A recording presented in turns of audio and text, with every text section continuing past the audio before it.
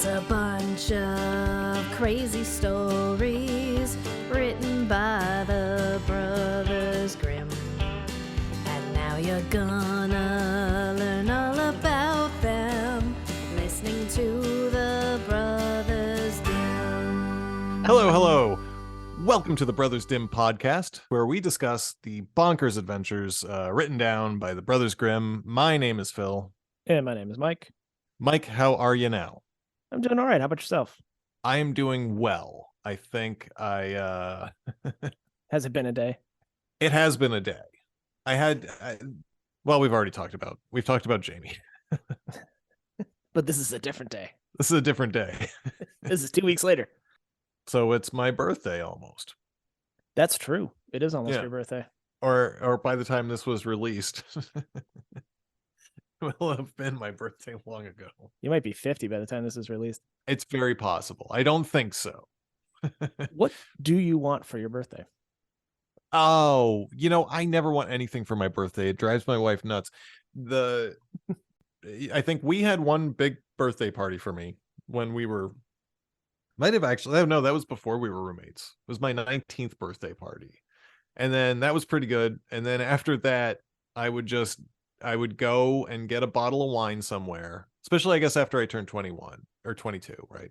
I would go get a bottle of wine and I would wait out the year and just sit at home and read.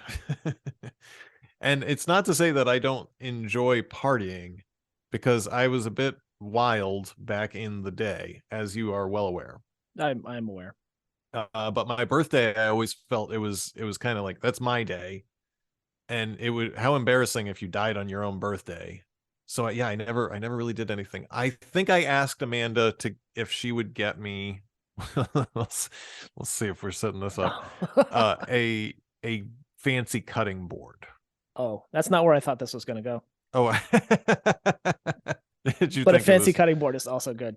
A fancy cutting board. Did you think it was what did you something more sexual? No. Oh, no, okay. God, no. I don't know. What you said you didn't think that's where it was going to go. What did you think I was going to ask for? I'm just going to have to hold that one inside now. Oh, or else it won't come true. That 19th birthday party, was that the one in the basement of the dorm at Smith, across Smith the College, street from where Sonic Youth were playing?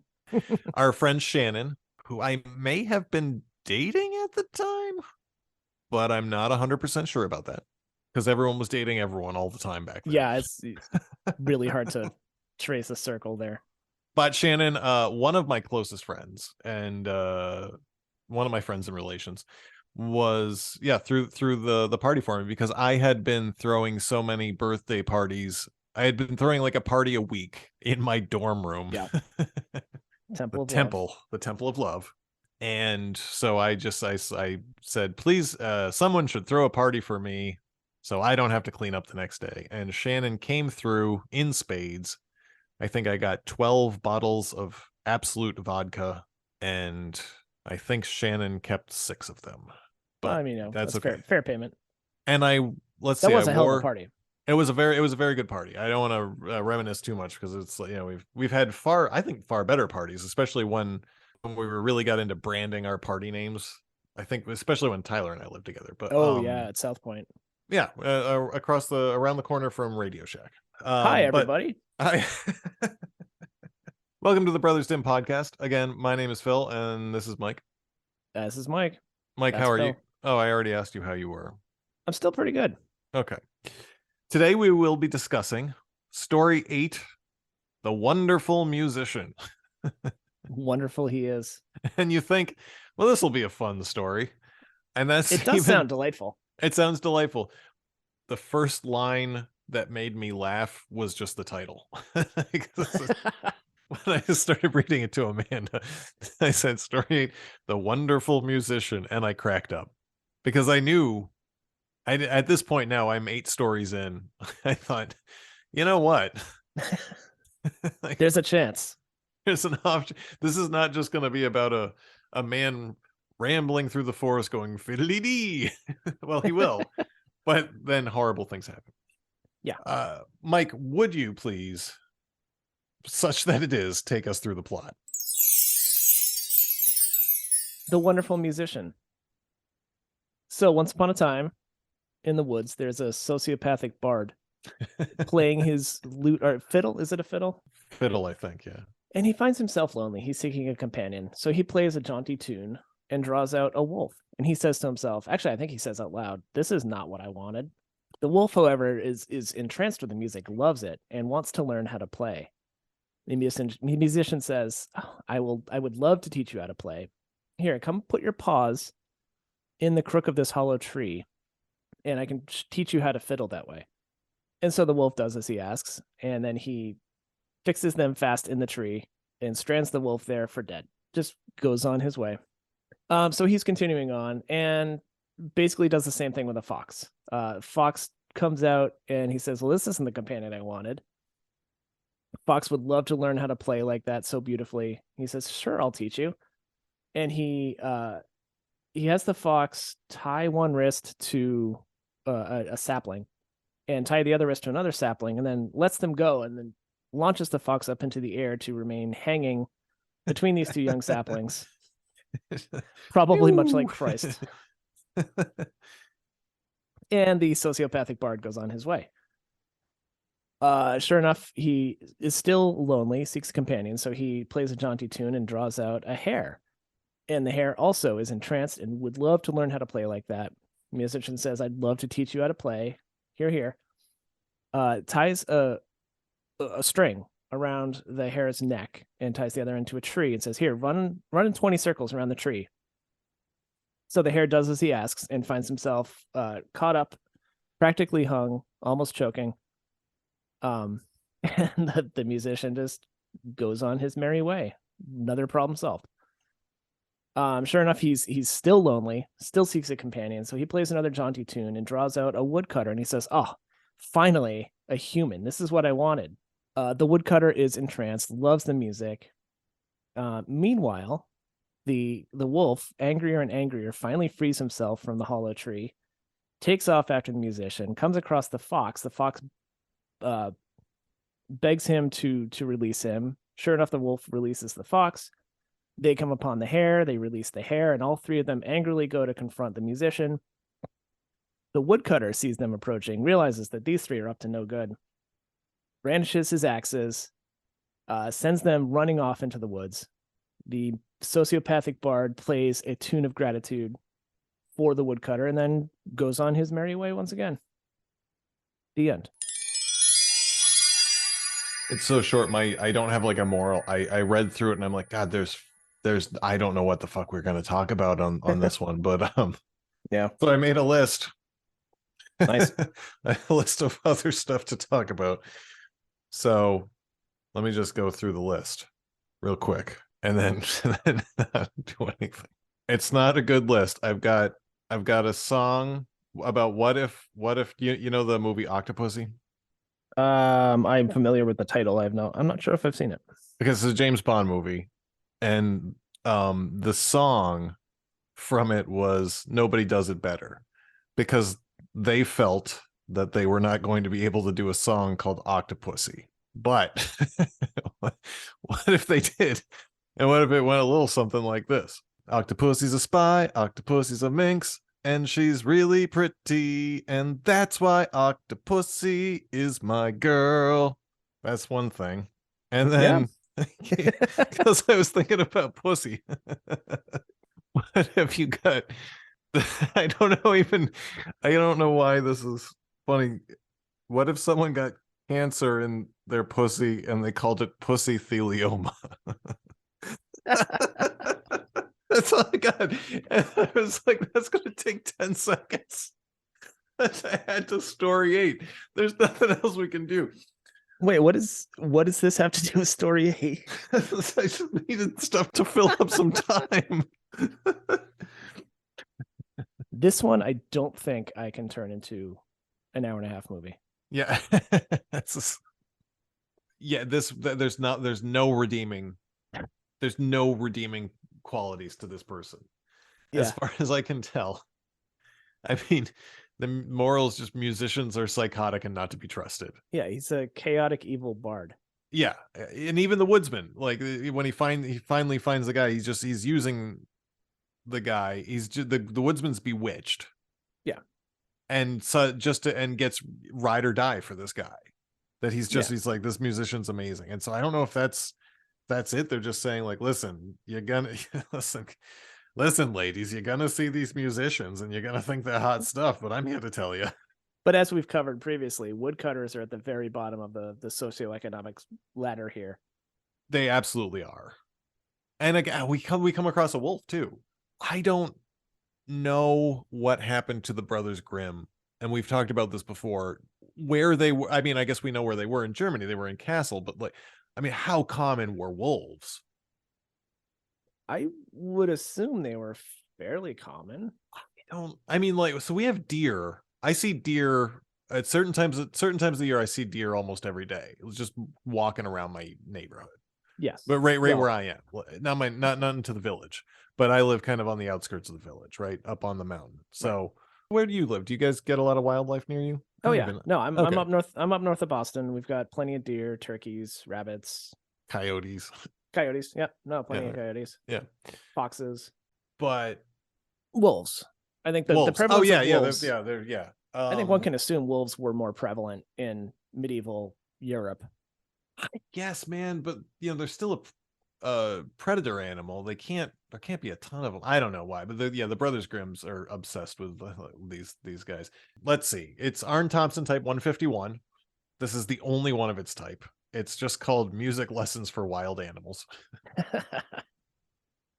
Oh, they learned. All right. And as far as I can tell from my research, there was nothing else like this story. And no one has ever tried to adapt it. You said you can't do it. No one has ever even tried. Yeah. There's no way to redeem this character other than maybe a horror movie where like a cop is noticing, we found a bunch of mutilated animals. What, an animated version of Saw, but with forest critters. But then they get their revenge on the guy. Watership Down. Yeah.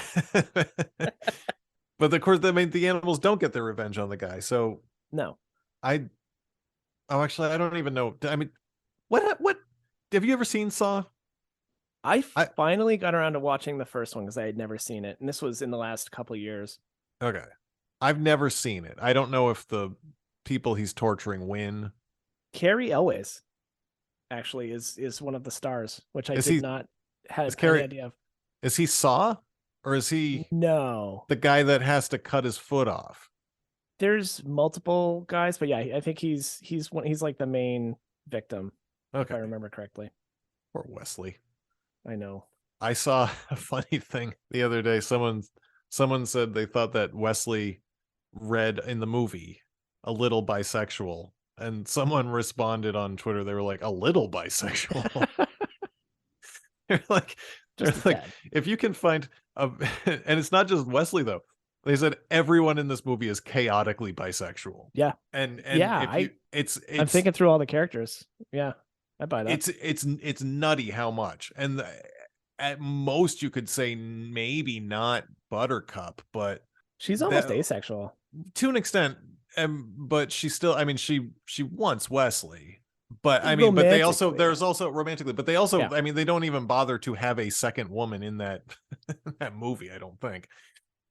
Oh no, Miracle Max's wife, Carol Kane. Oh yeah. Oh, and the Boo woman too. That's I guess that's a dream. So the one, so two old crones. Yeah.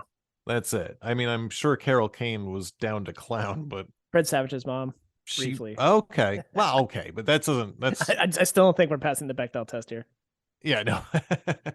We're not anywhere near passing the Bechdel test. I don't think William Goldwyn cared much for the Bechdel test or the concept. And actually, a lot of it existed then. It didn't exist, but I guess the concept of it had to exist. Of like, should we have two women have a conversation somewhere in this movie? It did exist as a concept, yeah. Yeah. Maybe William Goldwyn just kind of wrote all of his characters like that. The only other story I can think of right now by him was Butch Cassidy and the Sundance Kid, and I could easily read that as like chaos bisexual. I don't think I ever saw that. Butch Cassidy and the Sundance Kid? Yeah. Actually, really I don't think I realized. I didn't know he wrote that. Yeah, he did. I mean, he had a couple of movies. It's a weird collection that he had, but he had a fun way of breaking the fourth wall. So did you ever read The Princess Bride, the book? No, I did not. So it was called the edited version or something. I forget what exactly he called it. And William Goldman was pretending that he had found this old book. Like, it's just similar to what we're doing. We're going through Grimm's. He was saying, oh, there's this book from the 1700s. It's an amazing little story. It's called The Princess Bride, but it's so bogged down in all this extra stuff. So I've edited this version so you guys can just enjoy the good bits. And then he bops in the quote Goldwyn, but it's not really him. It's the narrator, if you will, and bops in to be like, oh, and then I cut out 50 pages here, and I cut out 20 pages here because it's 20 pages like all about how they pack, and so you don't want to read any of that. And then it was also him talking about his grandfather and getting sick, and his grandfather reading him the books. It's a neat little book, but yeah. Oh, he did Misery. Excuse me. He did Misery. Wait, did he? Which was also directed by Rob Reiner. I thought Misery for sure was a Stephen King book. Oh, it is. He wrote the screenplay. Oh, he wrote the screenplay. Okay. Just like he didn't write the novel of Princess Bride. Yeah, he did. You sure about that? Yeah, like that's what I'm saying, dude. He wrote it, and then he pretended that someone else wrote it. Oh no, he did. Yeah, that's right. He did write the novel and the screenplay. Yeah, I think he wrote I think he wrote the screenplay first, maybe, but no, it was adapted from the novel. Okay, but I don't know. I mean, I know he did a lot of work in Hollywood too. Stepford Wives, maybe. Yep, Stepford Wives, All the President's Men. Oh boy. Anyways, okay, let's see. There's not a lot to this story. Again, it's just the musician just goes and tortures 3 animals and then a dude, and then the animals want to kill the musician, and the musician gets the dude to protect him. You know what? I might have expected in another story to see the fox eat the hare and the wolf eat both of them or something like that, but they're so united in their anger at the sociopathic bard that they ignore those animal instincts. And their animal instincts weren't there to begin with. They just come out and they're like, wow, you play beautifully. Would you mind teaching me how to play how to play the violin? And rather than just say no. Oh, let's see what else we got going on. Okay, the specific source is unknown. They didn't list that. This is from the 2nd edition, so 2nd edition stories get a little hazy on who they got the story from. It's no longer, well, we have to see the Wild Girls. If we don't give them credit, they're going to yell at us. So this is from Lorsch, as a tale from Lorsch near Worms, and that's it. There was some similarity I saw that from a story that's way down the line called The Wolf and the Man, where a wolf just decides, he's like, I think I'm gonna go try and beat up a dude. And then he goes up and finds a dude, just such a dude, and then the hunter guy just beats the wolf bloody with a sword, and then the wolf leaves and is just like, well, well, that didn't work. That was stupid. But that's it. There's nothing more. So I think we can call this a mini episode. Yeah, I think we can cut this one short. I think so too. And that'll be that. So that was story 8. The wonderful musician. Wonderful. Musician. Gorgeous. A chaotic evil bard. Playing fiddle and just torturing animals. Sleep tight. Likewise. And we will see you next time.